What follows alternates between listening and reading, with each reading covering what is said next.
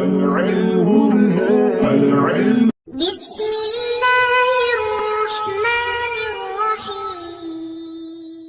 اللهم افتح علينا حکمتک وانشر علينا رحمتک یا والجلال والاکرام.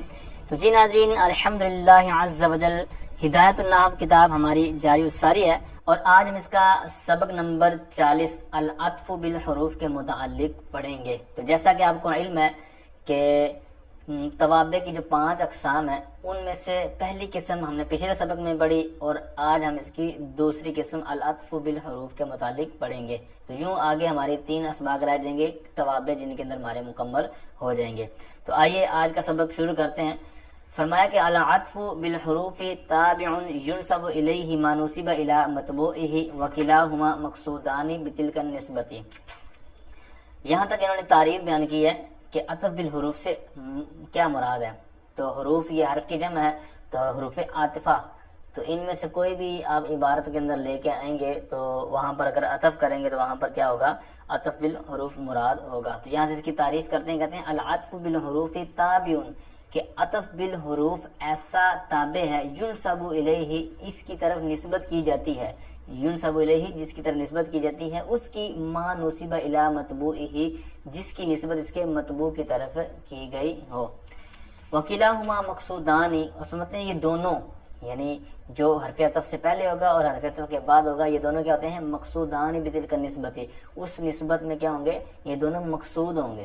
ٹھیک ہے، یہ دونوں کیا ہوتے ہیں؟ ہم اس نسبت سے مقصود ہوتے ہیں، یعنی یہ مطلوب بھی ہوتے ہیں، مقصود بھی ہوتے ہیں. ایسا نہیں ہے کہ جناب ایک تو ویسے لے کے آئے اور ایک کا تقاضا کر رہا تھا وہاں پر، نہ، بلکہ دونوں ہی مقصود ہوتے ہیں، دونوں کا ہی وہاں پر فائدہ ہوتا ہے، دونوں کا ہی مقصد ہوتا ہے. اب اس تعریف کو آپ نے مثال سے سمجھنا ہے تو آپ کو یہ واضح ہو جائے گا. جیسے انہوں نے نیچے اس کی مثال دی ہے، قام زید و عمر. اب اس کے اندر آپ نے جو بھی تعریف پڑھی ہے اس کو پورے کو آپ نے یہاں پر اجرا اس کا کرنا ہے، تاکہ آپ کو مثال بھی یاد ہو جائے اور اس کی تعریف بھی ازبر ہو جائے، ذہن میں بیٹھ جائے. تو قام زید و عمر، اب انہوں نے یہاں پر کیا کہا تھا کہ تابع جو عطف بالحروف ہے یہ ایسا تابع ہے، اس کی طرف نسبت کی جاتی ہے اس چیز کی جس کی نسبت اس کے متبوع کی طرف کی جاتی ہے. اب اس مثال میں کیا ہے؟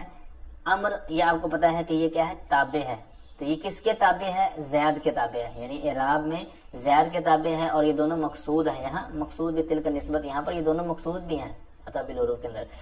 اب اس میں اس پوری مثال کے اندر واو حرف عطف آ جائے گا. ٹھیک ہے، دیگر حروف بھی ہیں لیکن یہاں پر واو استعمال ہو رہا ہے. واو والی مثال ہے، واو ہو گیا ہمارا حرف عطف. اب حرف عطف سے ایک چیز پہلے ہوگی اور ایک اس کے بعد ہوگی. ٹھیک ہے، اب یہاں پر جو چیز پہلے ہوتی ہے اس کو معطوف علیہ، یعنی جس پر عطف کیا گیا، علیہ عین کے ساتھ. بعض اس کو غلطی کے ساتھ یہ غلطی اس کے اندر کرتے ہیں کہ معطوف الیہ بولتے ہیں. تو یہ الیہ نہیں ہے، الہ نہیں ہے، بلکہ عین سے ہے علیہ. تو معطوف علیہ واو سے پہلے ہوگا، یعنی جس پر عطف کیا گیا. تو زید پر عطف کیا گیا ہے، کس کا کیا گیا؟ اس کو بولیں گے معطوف، یعنی مفعول کا صیغہ. معطوف یعنی عطف کیا گیا، تو جس کا کیا گیا وہ بعد میں آئے گا، اور جس پر کیا گیا وہ پہلے ہوگا واو سے. ٹھیک ہے، حرف عطف سے پہلے. تو بہرحال ایک ہو گیا ہمارے پاس حرف عطف واو، پھر ہے ایک اس سے پہلے اور اس کے بعد. تو اس کو نام کیا دیتے ہیں؟ پہلے کو دیتے ہیں معطوف علیہ اور دوسرے کو نام کیا دیں گے؟ معطوف. ٹھیک ہے، اب یہ دونوں نسبت میں مقصود بھی ہیں. کیا؟ مثال کے طور پر قاما کھڑا ہوا، کون کھڑا ہوا؟ زید، زید کھڑا ہوا، و عمر، اور عمر بھی کھڑا ہوا. اب یہاں پر دونوں ہی مقصود ہیں. ایسا نہیں ہے کہ ایک تو کھڑا ہوا دوسرا کا ویسے جناب ویسے تمہیدی طور پر نام ساتھ لے لیا، نانا، ایسا نہیں. دو نام لیے ہیں تو دونوں ہی مقصود ہوں گے. ٹھیک ہے، اسی طرح اس سے زیادہ بھی معطوفات ہو سکتے ہیں. یہاں پر انہوں نے 2 کی مثال دی ہے کہ معطوف علیہ اور معطوف. تو بہرحال امید کرتا ہوں یہ جو تعریف ہم نے پڑھی ہے آپ کو سمجھ آ گئی ہوگی. میں دوبارہ عرض کرتا ہوں کہ عطف بالحروف ایسا تابع ہے جس کی طرف نسبت کی جاتی ہے اس کی ما نسب الی متبوعہ جس کی نسبت اس کے متبوع کی طرف کی جاتی ہے. تو عطف بالحروف ایسا تابع ہے، تو مطلب امر جو یہاں پر مثال میں ہے یہ ایسا تابع ہے کہ اس کی طرف جس کی نسبت کی گئی نا زید کی طرف، جس کا متبوع ہے امر کا، جس کی نسبت، اب اس کی طرف نسبت کس کی گئی ہے؟ کھڑا ہونے کی. تو اس کی طرف جو نسبت کی گئی ہے وہ اس کی طرف ہی نسبت کی گئی ہے. ٹھیک ہے، اور یہ دونوں نسبت میں مقصود بھی ہیں. ٹھیک ہے، تو یہ ساری اس کی میں نے جو تعریف ہم نے پڑھی ہے تو اس کو میں نے اس کے اوپر فٹ کرنے کی کوشش کی ہے. تو امید کرتا ہوں یہ آپ کو کلیئر ہو گئی ہوگی. تو اب اس کو آگے ایک نام دیتے ہیں کہ عطف بالحروف کو ایک نام اس کو جو دے رہے ہیں، کہتے ہیں وَيُسَمَّى عَطْفَ النَّسْخِ. اس کو عطف نسق کا نام بھی دیا جاتا ہے، اس کو عطف نسق بھی کہا جاتا ہے. اب سما یسمی پر میں نے ایک قاعدہ بیان کیا تھا، وہ آپ کو امید کرتا ہوں آپ نے سماعت کیا ہوگا پچھلے سبق کے اندر. تو اب یہاں پر عطف نسق جو اس کو بولا انہوں نے، تو نسق کا انہوں نے نام کیوں رکھا؟ تو اس کا 2-3 معنی آتے ہیں. نسق کا معنی ہوتا ہے برابر ہونا. تو اس برابر ہونے کا اگر معنی میں اس کو اگر مراد لیں گے کہ اس کا نام عطف نسق ہے، برابر ہونے کے معنی ملے، تو پھر اس کا معنی یوں بنے گا کہ جس طرح اب مثال میں نے ابھی عرض کی قام زید و عمر، اب یہاں پر عمر اور زید دونوں اعراب میں برابر ہیں. ٹھیک ہے، دونوں کا اعراب فاعل ہونے کی وجہ سے یہاں پر مرفوع ہونا ہے، مرفوع ہے. لہٰذا اس طور پر اگر اس کو عطف نسق یعنی برابر ہونے کے معنی میں نسق کو لیں گے تو پھر اس کا یہ معنی ہوگا یعنی اعراب میں برابر ہے. اور اگر اس کو ترتیب دینے کے معنی میں لیں، یعنی نسق کا معنی ترتیب دینا، تو اس کے اندر بھی پھر اسی طرح معنی لیں گے کہ جس طرح قام زید و عمر و بکر اس طرح اگر ہوتا تو پھر کیا ہونا تھا کہ معطوف لے، پھر معطوف، پھر آگے ترتیب کے ساتھ اس طرح آگے یہ آتے جاتے ہیں معطوفات وغیرہ. تو اس طرح اس کو نسق ترتیب دینے کے معنی میں لیں گے تو بھی یہی معنی بنے گا جو بھی میں نے ایکسپلین کرنے کی کوشش کی، یا پھر اگر برابر ہونے کے معنی میں لیں تو وہ میں نے پہلے عرض کر دیا. ٹھیک ہے، آگے اس کی کچھ دیگر چیزیں بیان فرماتے ہیں کہ فرماتے ہیں وَشَرْطُهُ أَن يَكُونَ بَيْنَهُ وَبَيْنَ مَطْبُوعِهِ أَحَدُ حُرُوفِ الْعَطْفِ. فرماتے ہیں اور اس کی شرط یعنی عطف بالحروف جو آپ ابھی پڑھ رہے ہیں، اس کی شرط بھی ہے. شرط کیا ہے؟ کہتے ہیں ان یکون بینہ، یہ کہ اس کے مبین، بینہ کی ضمیر لوٹے گی تابع. ٹھیک ہے، تابع کے درمیان، وہ بین مطبوعی ہے اور اس کے مطبوع، یعنی تابع اور تابع کے جو مطبوع ہے، یعنی جو حرف عطف سے پہلے ہے اور حرف عطف کے بعد ہے، تو ان کے کیا کہتے ہیں؟ ان یکون بینہ و بین مطبوعی، کہ تابع اور تابع کا جو مطبوع ہے ان کے درمیان ہو. کون ہو؟ احد حروف العطف، حروف عاطفہ میں سے کوئی ایک، یعنی 2 حروف عاطفہ ہیں. اب وہ حروف عاطفہ کون ہیں، کیا ہوتے ہیں، کس انداز کے ہوتے ہیں؟ کہتے ہیں وسایاتی ذکرھا فی القسم الثالث، کہتے ہیں جو قسم ثالث ہے اس کے اندر اس کا ذکر عنقریب آئے گا انشاءاللہ تعالی. اچھا، یہ تو انہوں نے اشارہ کر دیا کہ وہاں آئے گا. تو یہاں پر انہوں نے صرف ایک یہ بیان کر دی شرط کے طور پر کہ جہاں پر بھی تابع اور مطبوع والی بحث آپ پڑھیں گے تو وہاں پر ایک حرف عطف ہونا وہاں پر شرط ہے. اگر شرط نہیں ہوگی تو ایک اس کے بارے میں قاعدہ مشہور ہے کہ اذا فات الشرط فات المشروط، جب شرط فوت ہو جائے تو مشروط فوت ہو جاتا ہے. یعنی جب شرط حرف عطف ہی نہیں ہوگا تو وہاں پر یہ پوری جو آپ نے ابھی تعریف پڑھی ہے حرف عطف بالحروف کی، تو یہ ساری وہاں پر آپ کو کوئی فائدہ نہیں دے گی. اگرچہ آپ کا پورا جملہ وہاں پر موجود ہے، مثال کے طور پر قام زید عمر بکر وغیرہ وغیرہ، آپ جناب جتنی مرضی لمبی چوڑی عبارت لے ہیں، لیکن وہاں پر اگر یہ شرط نہیں ہوگی تو وہاں پر آپ کو کوئی فائدہ حاصل نہیں ہوگا. اچھا، قام زید و عمر میں نے مثال پہلے ہی عرض کر دی. اب یہاں سے آگے بہت زبردست معلوماتی چیزیں بیان ہونے جا رہی ہیں. فرمایا کہ وَإِذَا عُطِفَ عَلَى الضَّمِيرِ الْمَرْفُوعِ الْمُتَّصِلِ يَجِبُ تَأْكِيدُهُ بِالضَّمِيرِ الْمُنْفَصِلِ.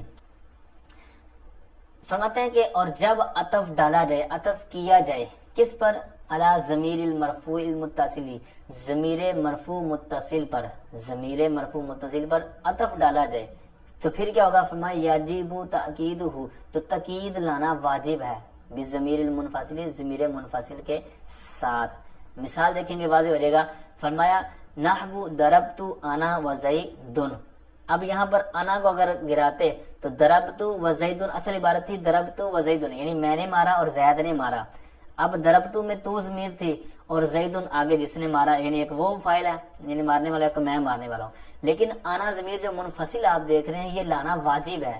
یہی انہوں نے اوپر بات بیان کی نا کہ جب عطف ڈالا جائے ضمیر مرفوع متصل پر، آپ دیکھیں نا زید، اس کا عطف ڈالا گیا کس کے اوپر؟ یہ ضربتو پر. اب جب ضربتو پر زید کا عطف ڈالا گیا، یہی اوپر میں نے عرض کیا تھا نا کہ معطوف علیہ اور معطوف، اس بات کو آپ نے ذہن میں رکھنا ہے. تو یہاں پر معطوف ہے زید، یعنی زید کا عطف ڈالا گیا. کس پر ڈالا گیا؟ یہ بھی انہوں نے اوپر بات بیان کی نا کہ عطف علی ضمیر المرفوع المتصل، یعنی ضمیر مرفوع متصل پر عطف ڈالا جائے. تو یہاں پر ہے ضمیر مرفوع متصل ضربتو.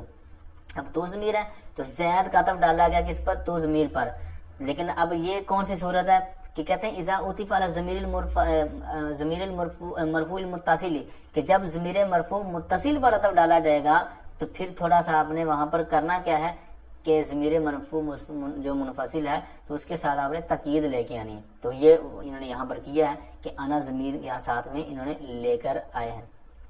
اب یہ کیوں لے کے آئے تو اس کا انہوں نے جواب نیچے بھی دیا ہوا ہے کہ اب اس کو سمپل جو آپ نے ذہن میں یاد رکھنی ہے بات کہ یہ انا ضمیر کیوں لے کر آئے. اس کے لیے یہ یاد رکھیں کہ زید تھا ایک مستقل کلمہ, ٹھیک ہے, یہ مستقل ایک کلمہ تھا. اس مستقل کلمے کا عطف اگر انا نہ لے کے آتے تو پھر اس کا عطف مانا جانا تھا تو ضمیر ایک جز پر, یعنی ادھر واو کے بعد میں جو زید آ رہا ہے یہ ہے مستقل کلمہ, اور پیچھے جو ضربتو میں تو ضمیر ہے یہ ہے جز, تو مستقل کلمے کا جز پر عطف ہونا تھا تو یہ درست نہیں ہونا تھا. لہٰذا انا ضمیر ایک مرفوع منفصل لے کر آئے, تقیید لے کر آئے سے, تاکہ مستقل کلمے کا مستقل کلمے پر ہی عطف ہو. ٹھیک ہے, یہ آپ نے بس یاد رکھنی ہے کہ ایک مستقل کلمے کا جز پر عطف ہونا لازم آ رہا تھا, تو اس خرابی سے بچنے کے لیے منفصل کے ساتھ تقیید لے کر آئے. اچھا, اب یہ تو انہوں نے یہاں پر تک بیان بات کر دی. اب آگے ایک صورت بیان کرتے ہیں الا وگرنہ اذا فصل, مگر کہتے ہیں جب فصل, جب تفصیل فاصلہ بیان کر دیا جائے, یعنی درمیان میں فاصلہ آ جائے, فاصلہ کر دیا جائے, تو پھر کیا ہوگا, پھر یہ ضروری نہیں ہے. ٹھیک ہے, ضربت الیوم وزید, یعنی میں نے مارا, یعنی آج میں نے مارا اور زید نے مارا. اب درمیان میں جملہ بالکل اوپر والا تھا, لیکن الیوم یہ ظرف آ گیا, درمیان میں فاصلہ آ گیا. تو اب جب ظرف آ گیا ہے تو یہاں پر پھر وہ کمزوری آ گئی. ٹھیک ہے, یعنی جو ان کے درمیان جو فاصلہ آ گیا تو فاصلے کی وجہ سے یہاں پر وہ کمی اور جو مسئلہ تھا وہ یہاں پر نہیں بنے گا. ٹھیک ہے, لہٰذا یہاں پر آپ ضمیر نہ بھی لے کے آئیں گے تو بھی یہاں پر آپ کا کام چل جائے گا. لہٰذا یہاں پر ضربت الیوم وزید یہ بالکل عبارت ٹھیک ہے. وجہ کیا ہے کہ یہاں پر فصل مطلب فاصلہ آ گیا, درمیان میں ظرف آ گیا. تو یہ ہوئی پہلی بات. اب اسی بات پر آپ نے تھوڑا سا غور کرنا ہے. انہوں نے کہا ہے کہ ضمیر مرفوع متصل پر, اس کے بعد آگے عبارت آ رہی ہے وَإِذَا عُطِفَ عَلَى الضَّمِيرِ الْمَجْرُورِ, یعنی ضمیر مجرور. تو آپ کو پتہ ہے کہ ضمیریں ہیں 3 ٹوٹل, ضمیر مرفوع, ضمیر منصوب اور ضمیر مجرور. یہ ٹوٹل 3 قسمیں ہیں. ضمیر مرفوع کی بات اوپر بیان کر دی, اور اس میں سے بھی کون سی بیان ان کی, ضمیر مرفوع متصل. تو اب ضمیر جو 3 قسمیں میں نے مرفوع, منصوب اور مجرور, ان میں مجرور تو صرف ہوتی ہی متصل ہے, منفصل نہیں ہوتی. پھر رہی پہلی 2 صورتیں مرفوع اور منصوب. تو مرفوع کی 2 صورتیں ہوتی ہیں, متصل ہوتی ہے, منفصل ہوتی ہے. منصوب کی بھی 2 صورتیں ہوتی ہیں, متصل ہوتی ہے, منفصل ہوتی ہے. اب انہوں نے مجرور کی آگے بات شروع کر دی, پیچھے تھا صرف مرفوع متصل. تو پھر دیگر جو چیزیں ہوتی ہیں ان کا کیا بنے گا, تو وہ ضمناً آپ کو سمجھ آ گئی ہوں گی کہ وہ ان کا حکم کیا ہوگا, کیونکہ یہاں پر جس کا حکم انہوں نے بیان کرنا تھا وہ کر دیا کہ ضمیر مرفوع متصل پر اگر کسی کا عطف کرنا ہے تو منفصل کے ساتھ تقیید لانی ہے.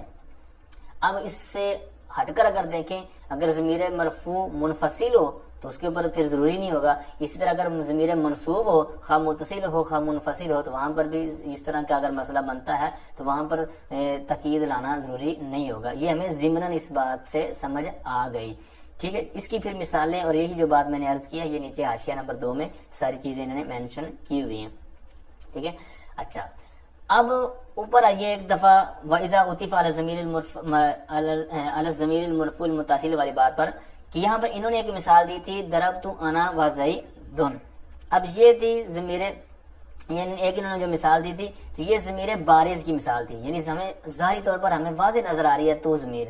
یہ انہوں نے مثال نیچے جو متن میں دی ہے یہ انہوں نے اوپر بیان کر دی. دوسری مثال اس سے دوسری طرح جو ہوتی ہے, یعنی ضمیر مرفوع متصل بارز اور آگے ہے مستتر, تو اس کی مثال انہوں نے دی, کہتے ہیں اسکن انت وزوجک الجنت. ٹھیک ہے, یعنی اب اسکن, اب اس کے اندر جو انت ضمیر تھی وہ نظر نہیں آ رہی ہمیں, وہ مستتر ہے. ٹھیک ہے, تو اب اس کی ہمیں آگے اسکن انت. ٹھیک ہے, تو یہ ہم نے آگے اس کی تاکید کے لیے لہذا ہم نے منفصل کو ذکر کر دیا, اسکن انت وزوجک الجنت. ٹھیک ہے, یہ مستتر اور پیچھے تھی بارز کی مثال. اچھا, پھر دوسری رہی بات, یہ تو بات ہوئی نا وَإِذَا عُطِفَ عَلَى الضَّمِيرِ الْمَرْفُوعِ الْمُتَّصِلِ پر, کہ ایک مثال انہوں نے دی تھی بارز والی, مستتر والی میں نے عرض کر دی. پھر رہی بات منفصل والی. ٹھیک ہے, اس کی مثال انہوں نے نیچے بیان تو نہیں کی لیکن اس کا انہوں نے ذکر کیا کہ انا وزید ذاہبانی. ٹھیک ہے, میں اور زید جانے والے. اب یہ مثال ہوگی انا وزید ذاہبان, یعنی انا یہ مرفوع منفصل ہے اور وزید, تو اب یہاں پر بالکل سمپل سی ہے, یہاں کوئی لہذا انہوں نے چرچا اس کا نہیں کیا. تو یہاں پر انا وزید یہ ہوگی اس کی منفصل کی مثال. پھر رہی بات منصوب والی بات, کہ منصوب والی صورتوں میں جو عطف کریں گے تو اس کا انہوں نے مثال دی، کہتے ہیں ضربتو کا وزیدن، ٹھیک ہے. اب یہاں پر کاف ضمیر. اسی طرح آگے مثال ہے ما جاءنی الا انت وزیدن، ٹھیک ہے. تو یہ دونوں صورتیں انہوں نے نیچے بیان کر دی ہیں. اب یہاں تک ہماری جو 4 طرح کی ضمیریں پوری ہوگی. ضمیر مرفوع کی دونوں صورتیں ہوگی، ٹھیک ہے، اور ضمیر منصوب کی بھی دونوں صورتیں ہوگی، جو کہ انہوں نے ذکر نہیں کی ہوئی تھی لیکن ضمن میں نے جس طرح عرض کرنے کی کوشش کی ہے. رہی بات آگے والا جو انہوں نے خود متن میں بیان کیا ہے ضمیر مجرور، اور ہوتی بھی ضمیر مجرور متصل ہے صرف، تو اس کا ذکر کرتے ہیں. تو کہتے ہیں وَإِذَا عُطِفَ عَلَى الضَّمِيرِ الْمَجْرُورِ يَجِبُ إِعَادَةُ حَرْفِ الْجَرِّ. اور کہتے ہیں جب ضمیر مجرور پر عطف ڈالا جائے، یعنی کسی چیز کا آپ نے عطف ڈالنا ہے، کس پر؟ ضمیر مجرور پر ڈالنا ہے، تو پھر کیا ہوگا؟ فرمایا یاجب اعادۃ حرف الجر، تو حرف جر کا اعادہ واجب ہے، یعنی حرف جر جو ہے اس کو آپ نے دوبارہ اس کا تکرار کرنا ہے، دوبارہ لے کے آنا ہے، یہ واجب ہے. اس کا بھی وجہ اور اس کی جو علت ہے وہ وہی ہے جو میں نے اوپر عرض کر دی ہے، کام زید اس پر ضربت انا و زیدن پر، کہ یہاں پر زید ایک مستقل کلمہ تھا اور پیچھے تو ضمیر تھا، تو ضمیر تھی اور وہ جز تھی اور یہ مستقل کلمہ کے طور پر تھا، تو اس کا مستقل کلمے کا جز پر عطف لازم آنا تھا. بالکل یہی اس کے اوپر ایک اعتراض ہے، یعنی یہی اس کا جواب دیں گے کہ یہاں پر تکرار کیوں ہے، کیونکہ یہاں پر بھی وہی انہوں نے بیان کیا کہ یہ مستقل کلمے کے طور پر ہے اور اس کا پھر اس کے جز پر عطف ہونا تھا، تو یہ اس طرح درست نہیں ہے، لہٰذا یہ شدت اتصال کی وجہ سے یہاں پر انہوں نے اس کے طور پر انہوں نے بیان کیا ہے.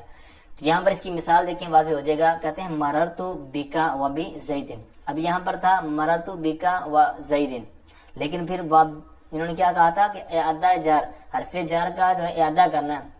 تو یہاں پر واو کے بعد جو زید ہے تو اس کے ساتھ با آپ دیکھ رہے ہوں گے، تو یہی یہاں پر انہوں نے اعادہ کیا ہے، ٹھیک ہے. اگر یہ نہ کرتے تو یہاں پر پھر وہ خرابی لازم آنی تھی کہ مستقل کلمے کا ایک جز پر عطف کرنا لازم آنا تھا. لہذا مررت بکا و بزیدن، یہ با جو لے کے آئے ہیں یہ اسی وجہ سے لے کے آئے ہیں کہ یہاں پر ضمیر مجرور پر عطف ڈالا جا رہا ہے. تو ضمیر مجرور کون سی تھی؟ با کے ساتھ جو کاف ضمیر لگی ہوئی ہے، ٹھیک ہے. مررت بکا، با حرف جر اور کاف ضمیر مجرور متصل، حرف جر کے ساتھ متصل ہے.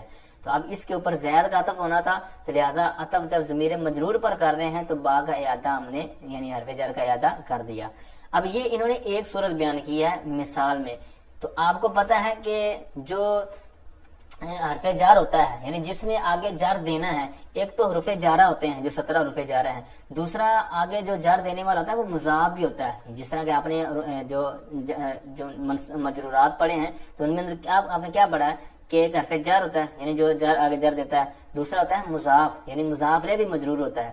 تو مضاف لے والی مثال میں آپ کے سامنے عرض کرتا ہوں، یعنی یہاں پر وہ بھی ہے، یعنی یہ جو انہوں نے کہا نا یاجب اعادۃ حرف الجر، یہاں پر صرف حرف جار والی انہوں نے مثال دیا، لیکن یہاں پر مضاف والی بھی مراد ہے لیکن یہاں پر ذکر نہیں کی. تو اس کی مثال ہے جاءنی غلامک و غلام زید، ٹھیک ہے. تو اب جاءنی غلامک، اب کاف ضمیر جو ہے یہ غلام مضاف ہے اور یہ کاف ضمیر کیا ہے؟ مضاف الیہ ہے. تو یہ مضاف الیہ ہے اور مجرور ہے اور یہ متصل بھی ہے. اب اس کے اوپر عطف ہے زید کا، لیکن پھر ہم نے کیا کیا؟ اعادہ جار. اب یہاں پر جار حرف جار نہیں ہے بلکہ یہاں پر مضاف یہ جار ہے، کیونکہ یہ آگے زید کو زر دے رہا ہے. یہاں پر غلام کا ہم نے کیا کر دیا؟ اعادہ کر دیا، اس کو ہم نے دوبارہ لے کر آئے. کس خرابی سے بچنے کے لیے؟ وہی خرابی جو ابھی یہاں جس کا ذکر ہوا ہے. تو اس کی مثال دوبارہ سماعت کریں کہ جاءنی غلامک و غلام زید، ٹھیک ہے. امید کرتا ہوں یہ بات بھی آپ کو کلیئر ہو گئی ہوگی. آگے فرماتے ہیں وَعْلَمْ أَنَّ الْمَعْطُوفَ فِي حُكْمِ الْمَعْطُوفِ عَلَيْهِ أَعْنِي إِذَا كَانَ الْأَوَّلُ صِفَةً لِلشَّيْءٍ أَوْ خَبْرًا لِأَمْرٍ أَوْ صِلَةً أَوْ حَالًا فَالثَّانِي كَذَلِكَ أَيْضًا. اب وہ زبردست یہ بھی انہوں نے صورت بیان کی، یہ کہتے ہیں اور تو جان لے کہ معطوف علیہ کے حکم میں ہے، یعنی جو بعد والا نا حرف عطف سے بعد اس کو بولیں گے معطوف اور اس سے جو پہلے ہوگا اس کو بولیں گے معطوف علیہ. فرماتے ہیں اور تو جان لے کہ بے شک معطوف یہ معطوف علیہ کے حکم میں ہے. کس انداز میں یہ عبارت ہے، اس سے کیا مراد ہے؟ خود ہی آگے وضاحت کرتے ہیں. آنی یعنی میری مراد، یعنی میں مراد لیتا ہوں. کیا مراد لیتا ہوں؟ کہتے ہیں اذا کان الاول صفۃ لشیء او خبرا لامر او صلۃ او حالا فالثانی كذلك ايضا. یعنی کہتے ہیں کہ جب اول صفت ہوگا کسی شے کی تو اول سے مراد کیا ہے؟ معطوف علیہ، یعنی حرف عطف سے پہلے جو ہوگا تو اس کو جس طرح میں نے پہلے بھی عرض کیا ہوا ہے اس کا نام کیا ہے؟ معطوف علیہ. یہی کہتے ہیں کہ جب اول یعنی معطوف علیہ کسی شے کی صفت ہوگی او خبرا لامرن یا کسی چیز کی کسی معاملے کی خبر ہوگی، او صلاتن یا کسی کا صلہ ہوگا یعنی موصول ہوگا تو اس کی صلہ بن رہا ہوگا، او حالن یا حال ہوگا تو فثانی تو پھر جو ثانی ہوگا یعنی حرف عطف کے بعد یعنی جو معطوف ہوگا تو وہ کیا ہوگا، کہتے ہیں کذالک ایضا، وہ بھی اسی طرح ہوگا، یعنی جو چیز وہ بانی ہوگی وہی چیز وہ بانی ہوگی۔ ایسا نہیں ہے کہ جناب ایک تو فاعل بن رہا ہو اور ایک جناب نائب الفاعل بن رہا ہو، یا جناب ایک مبتدا بن رہا ہو دوسرا خبر بن رہا ہو، ٹھیک ہے، تو اس طرح نہیں ہے، جو چیز ایک بن رہی ہوگی یعنی حرف عطف سے پہلے والی وہی بعد والی بن رہی ہوگی۔ جس طرح کے پیچھے والی آپ نے مثالیں دیکھی ہیں ان کے اندر ایسا ہی تھا، مثال کے طور پر قام زید و عمر، تو اب یہاں پر زید یعنی زید کھڑا ہوا اور عمر کھڑا ہوا تو دونوں کیا بن رہے تھے، فاعل بن رہے تھے، تو یہاں پر بھی انہوں نے کہا ہے، لیکن انہوں نے کچھ اپنی طرف سے چند بطور تمہید مثالیں دی تھی، اس سے مراد کچھ بھی آپ ترکیبی طور پر لے سکتے ہیں، کوئی بھی آپ مثال لیں گے تو اس کے اندر جو بھی بنا رہے ہوں گے تو آپ وہ بن جائے گی، لیکن بنانا دونوں کو ایک طرح کا ہی ہے، ٹھیک ہے۔ تو یہاں پر انہوں نے جو بیان کی ہیں اس کی مثالیں انہوں نے متن میں نہیں دی، حاشیے میں دی ہیں، وہ آپ کو میں عرض کرتا ہوں، پھر آگے چلتے ہیں۔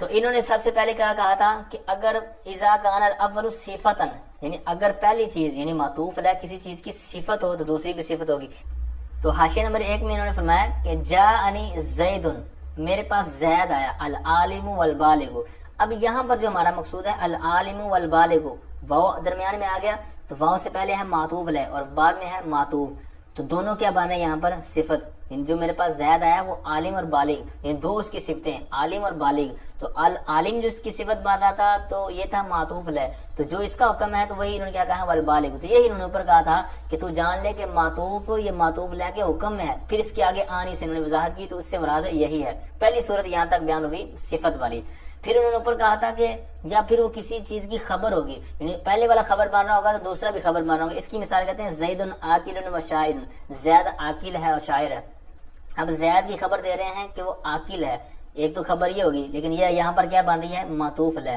واو حرف عطف آ گیا اور اس کے بعد ہے شاعر، تو اب شاعر یہ اس کی خبر، کیونکہ معطوف علیہ خبر بن رہا تھا تو معطوف بھی کیا بنے گا، خبر بنے گا۔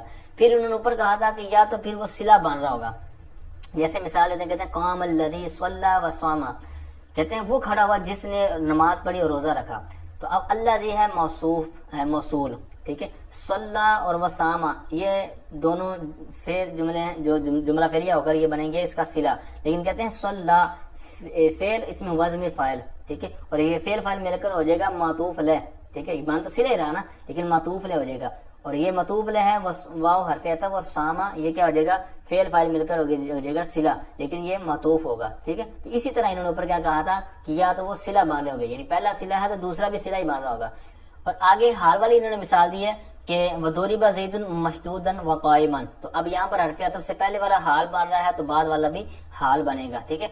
تو اب یہ اور اسی طرح وقضا اذا واجب والی جو عبارت آپ دیکھ رہے ہوں گے اسی مثال سے آگے، تو یہاں پر انہوں نے ایک اور چیز بیان کہتے ہیں ان یکون فی المعطوف علیہ ضمیر، یعنی کہتے ہیں کہ معطوف علیہ جو ہے اس میں اگر ضمیر ہوگی نا تو واجب ہے کہ معطوف میں بھی ضمیر ہو، ٹھیک ہے، کہتے ہیں جیسے کہ زید قام ابوہ وقعد اخوہ، اب یہاں پر دونوں آپ دیکھ رہے ہوں گے قام ابوہ وقعد اخوہ، اب دونوں میں کیا ہے ابوہ و اخوہ ضمیر ہے، کہتے ہیں اس طرح نہیں کر سکتے کہ زید قام ابوہ وقعد اخن، ٹھیک ہے، اخوہ کہنا یہ ضروری ہوگا، یعنی اگر ضمیر والی صورت ہے نا یعنی معطوف علیہ میں ضمیر کے ساتھ اس طرح استعمال ہو رہا ہے تو آگے بھی پھر ضمیر لے کے آنی ہے آپ نے، ایسا نہیں ہے کہ ایک طرف ضمیر ہو اور ایک طرف ضمیر گرا دے، تو اس طرح آپ نہیں کر سکتے۔ آئیے اوپر دوبارہ سبق کی طرف فرماتے ہیں وَالضَّابِطَةُ فِيهِ أَنَّهُ حَيْثُ يَجُوزُ أَن يُقَامَ الْمَعْطُوفُ مَقَامَ الْمَعْطُوفِ عَلَيْهِ جَازَ الْعَطْفُ، بہت زبردست اور ایک اہم ذہن میں ہمیشہ کے لیے بٹھانے والا یہ قاعدہ ہے، فرماتے ہیں اور اس معاملے میں ضابطہ یہ ہے، ٹھیک ہے، کہ کہتے ہیں انہو حیث یجوز ان یقام المعطوف مقام المعطوف علیہ جاز العطف، یعنی عطف جائز کب کہاں ہوگا، یعنی کس صورت میں آپ کا عطف درست ہوگا، ایسا نہیں کہ ہر جگہ کوئی بھی آپ عبارت لے لیں اور درمیان میں حرف عطف ڈال لیں اور جناب آپ کا عطف درست ہو جائے، ایسا نہیں ہے، بلکہ کہتے ہیں کہ جہاں پر معطوف کو معطوف علیہ کی جگہ پر رکھنا جائز ہو، معطوف کو رکھنا جائز ہو معطوف علیہ کے مقام پر، یعنی جس طرح عام سمپل جملہ ہوتا ہے کہ قام زید و عمر، اب یہاں پر زید تھا معطوف علیہ، اب عمر جو تھا یہ کیا تھا معطوف، اب اس کو ہم نے کیا کرنا ہے زید کی جگہ رکھنا ہے، تو جب یہ رکھنا جائز ہو تو کیونکہ اب رکھنا جائز ہے کیونکہ اس میں کوئی خرابی لازم نہیں آ رہی، قام عمر و زید بالکل کہنا اس طرح بھی جائز ہے، کہتے ہیں ضابطہ اس میں یہ ہے کہ معطوف کو معطوف علیہ کے قائم کام رکھنا، یعنی اس کو اس کی جگہ پر رکھنا جب جائز ہوگا تو جاز العطف، تو پھر کیا ہو جائے گا، عطف جائز ہو جائے گا۔ اگر اس طرح کی صورت نہیں بنتی، کوئی خرابی لازم آ رہی ہوگی تو وہاں پر آپ کا پھر عطف کرنا جائز نہیں ہوگا، چاہے جتنا مرضی آپ سونا جملہ بنا لیں۔ کہتے ہیں وحیث لا، حیث لا فلا، یعنی جہاں پر اس طرح کی آپ صورت نہیں کر سکتے، وحیث لا سے مراد ہے کہ جہاں پر قائم کام کرنا جائز نہ ہو تو فلا، تو پھر وہاں پر عطف کی کرنا جائز نہیں ہوگا۔ یعنی یہ ایک شک اور یہ جو قاعدہ آپ نے یاد رکھنا ہے کہ جب معطوف علیہ کی جگہ پر معطوف رکھنا جائز ہوگا تو لہٰذا وہاں پر پھر عطف کرنا بھی جائز ہوگا، اور اگر پہلی چیز ختم، یعنی جب قائم کام کرنا شرط آپ کے پاس درست نہیں ہوگا تو پھر آپ کا عطف کرنا بھی درست نہیں ہوگا۔ ٹھیک ہے، تو پھر اس کے اوپر انہوں نے ایک نیچے بھی صورت بیان کی، کہتے ہیں لِأَنَّ الشَّيْءَ إِذَا قَامَ مَقَامَ غَيْرِهِ يَأْخُذُ حُكْمَهُ۔ ٹھیک ہے، کہتے ہیں اس لیے کہ جب کوئی شے کسی شے کے قائم کام ہو جاتی ہے تو وہ اس کا حکم لے لیتی ہے۔ اور آگے بہت زبردست ایک اور قاعدہ بیان فرماتے ہیں کہ وَالْعَطْفُ عَلَى مَعْمُولَيْ عَامِلَيْنِ مُخْتَلِفَيْنِ جَائِزٌ، اور فرماتے ہیں اور عطف جائز ہے، والعطف جائز، اور عطف جائز ہے، علی معمولی عاملین مختلفین، دو مختلف عاملوں کے معمولوں پر، دو مختلف عاملوں کے معمولوں پر عطف جائز ہے، یعنی ایک حرف عطف ہو اور دو مختلف عامل ہوں اور ان کے معمولوں پر عطف کرنا جائز ہے۔ اب ایک دفعہ ترجمہ سماعت کرتے جائیں، جب مثالیں میں عرض کروں گا، مثال سے اس کی وضاحت کروں گا تب آپ کو اس کی سمجھ آئے گی۔ ایک دفعہ ترجمے پر آپ فوکس کریں۔ کہتے ہیں اور عطف جائز ہے دو مختلف عاملوں کے معمولوں پر، یہ معمولین تھا تو ٹھیک ہے، آگے اضافت کی وجہ سے انہوں نے تسنیہ اس کا گر گیا، تو بہرحال اور عطف جائز ہے دو مختلف عاملوں کے معمولوں پر، لیکن اس کی شرطیں آپ نے یاد رکھنی ہیں جو ان سے آگے آ رہی ہیں۔ کہتے ہیں ان کان المعطوف علیہ مجرورا مقدما، کہتے ہیں اگر معطوف علیہ مجرور ہو مقدم ہو، معطوف علیہ اور معطوف آپ کو پتہ چل گیا ہوگا کہ معطوف علیہ کہاں پر ہوتا ہے اور معطوف کہاں پر ہوتا ہے، اس سے کیا مراد ہوتا ہے، تو یہی یہاں پر بیان کر رہے ہیں کہ اگر پہلی صورت یہ ہے کہ معطوف علیہ مجرور ہو، معطوف علیہ مجرور ہو، ویسے تو معطوف علیہ مرفوع بھی ہو سکتا ہے، منصوب بھی ہو سکتا ہے، مجرور بھی ہو سکتا ہے، لیکن یہ جو قاعدہ ابھی ہم پڑھ رہے ہیں کہ دو مختلف عاملوں کے معمولوں پر عطف کرنا، یہ صورت آپ نے ذہن میں بٹھانی ہے کہ اس صورت میں یہ جائز ہو سکتا ہے کہ جب وہ معطوف علیہ کیا ہو، مجرور ہو اور ہو بھی مقدم۔ ٹھیک ہے، پھر کہتے ہیں والمعطوف کذالک، اور معطوف بھی اسی طرح ہو، یعنی معطوف کے اندر بھی اسی طرح معاملہ ہو۔ جیسے مثال سمجھے آپ کو واضح ہو جائے گا، کہتے ہیں فی الدار زید والحجرۃ عمرو، اب یہاں پر فی حرف جار، اور اس کا جو یعنی عامل ہو گیا، اس کا معمول کیا ہے، الدار، الداری، یہ اس کا کیا ہے، معمول۔ اب اس کے اوپر کیا ہو رہا ہے، تو الحجرتی کا عطف ہو رہا ہے، ٹھیک ہے، اور ہے بھی یہ کیا ہے، مقدم ہے، الداری یہ مقدم ہے نا، تو یہ انہوں نے اوپر بیان کیا تھا کہ ان کان معطوف علیہ مجرورا مقدما، کہ معطوف علیہ مجرور ہو، وہ یہاں پر پایا گیا، الداری مجرور ہے، پھر کیا تھا، مقدم ہو، تو یہ مقدم ہے، پھر کہتے ہیں زیدن، یہ اس کا بھی عامل علیحدہ ہے، یعنی ابتدا ہونا، یعنی اس کا ابتدا عامل ہے، تو وہ عامل ہے، اس لیے یہاں پر کیا ہے، زیدن، اس کے اوپر عطف کس کا ہو رہا ہے، عمرن۔ ٹھیک ہے، تو یہی انہوں نے پیچھے بیان کیا کہ عطف جائز ہے دو مختلف عاملوں کے معمولوں پر، تو اب معمول کیا ہے، دار اور الحجرتی، یہ معمول ہو گیا، یہ تھا جر والا، اور زیدن اور عمرن یہ دو مختلف معمول تھے، کیونکہ ان کا عامل دار کا عامل جار ہے، فی جار، اور دوسرا زیدن کا عامل کیا ہے، ابتدا۔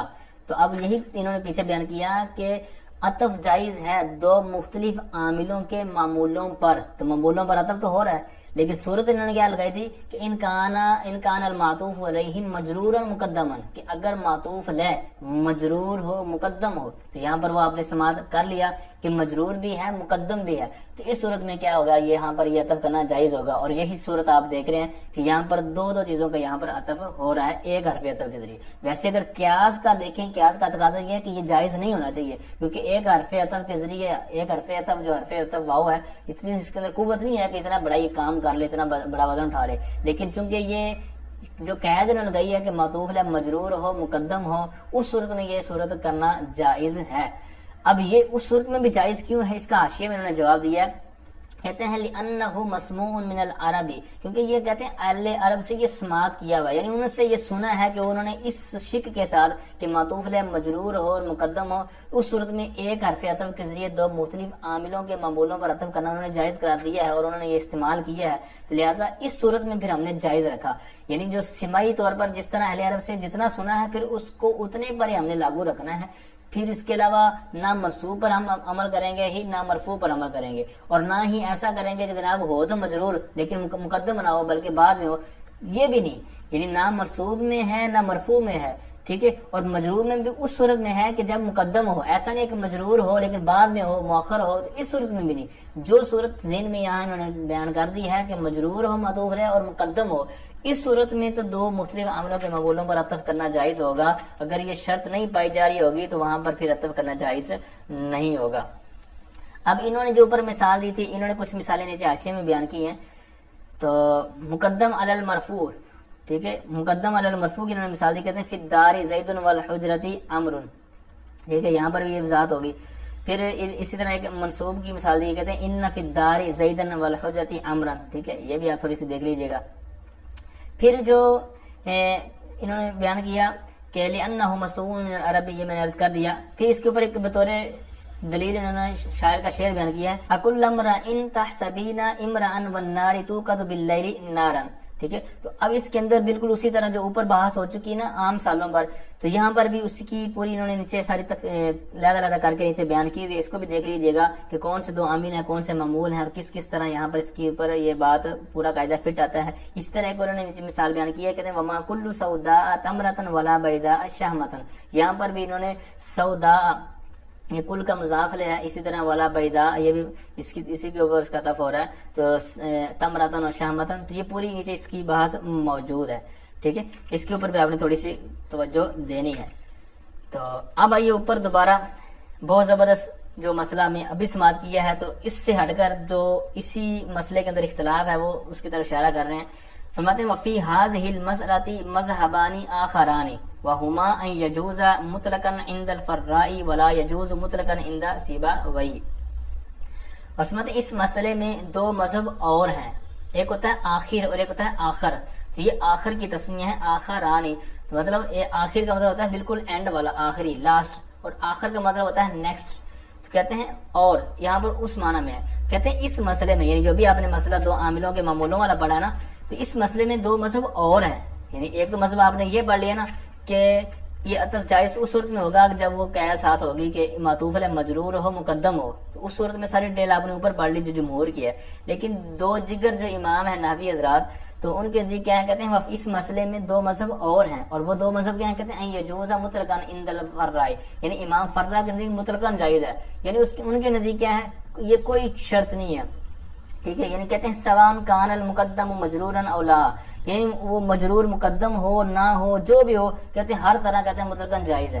اور دو امام سیبویہ فرماتے ہیں ولا یجوز مطلقاً، یعنی کہ مطلقاً ہی جائز نہیں ہے، یعنی وہ کہتے ہیں کسی صورت میں یہ کرنا جائز نہیں ہے، کیونکہ کہتے ہیں یہ ہے ہی بہت کمزور عامل ہے، حرف عطف جو واو ہے، تو یہ اتنا وزن نہیں اٹھا سکتا، لہٰذا اس کا عطف کرنا جائز نہیں ہے، جس طرح مرضی آپ قاعدے لگا لیں یا شرطیں لگا لیں۔